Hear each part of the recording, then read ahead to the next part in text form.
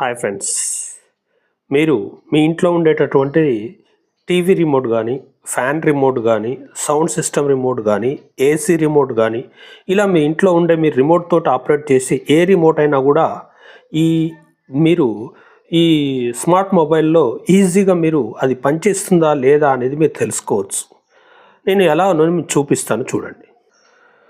మీరు మీ స్మార్ట్ ఫోన్లో camera open చేయండి. ఓపెన్ చేసిన తర్వాత మీరు జస్ట్ ఏం లేదు, మీరు ఇట్లా కెమెరా ముందు మీరు ఇలా ప్రెస్ చేయండి.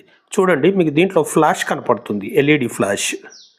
మీకు ఇలా ఉంటే అది ఓకే ఉన్నట్టు లెక్క. అలాగే ఇది చూడండి, ఇది కూడా చూడండి. ఇట్లా చూస్తే మనకి ఏం కనిపించట్లేదు. ఇది చూడండి, లైట్ ఫ్లాష్ అవుతుంది. ఓన్లీ మీకు స్మార్ట్ ఫోన్ కెమెరాలో మాత్రమే కనిపిస్తుంది ఇది. కాబట్టి మీ రిమోట్ ఇది ఓకే ఉంది. అలాగే మీరు ఇంకో రిమోట్ చూడండి, ఇది లైటింగ్ సిస్టమ్ది చూడండి. ఇది కూడా చూడండి ఎట్లా ఫ్లాష్ వస్తుందో. మీరు నార్మల్గా చూశారనుకోండి మీకు ఏం కనిపించదు. మీరు మామూలుగా ఫోన్ లేకుండా చూశారనుకోండి ఏం కనిపించదు. ఇలా మీరు మీ రిమోట్ను మీరు ఈజీగా చెక్ చేసుకోవచ్చు. మీకు ఒకవేళ ఏదైనా డౌట్ ఉంటే అప్పుడు మీరు బ్యాటరీస్ చేంజ్ రాలేదనుకోండి, లైటు ఈ సెన్సార్ రాలేదనుకోండి, మీరు అప్పుడు బ్యాటరీస్ మార్చేసి మీరు మీ రిమోట్లో కొత్త బ్యాటరీస్ వేస్తే సరిపోతుంది. దీంట్లో పెద్ద రాకెట్ సైన్స్ ఏమి ఉండదు. జస్ట్ బ్యాటరీస్ చేంజ్ చేసుకోవాలి. పని చేయకపోతే అది పక్కకు పడేసి కొత్తది తీసుకోవాలి.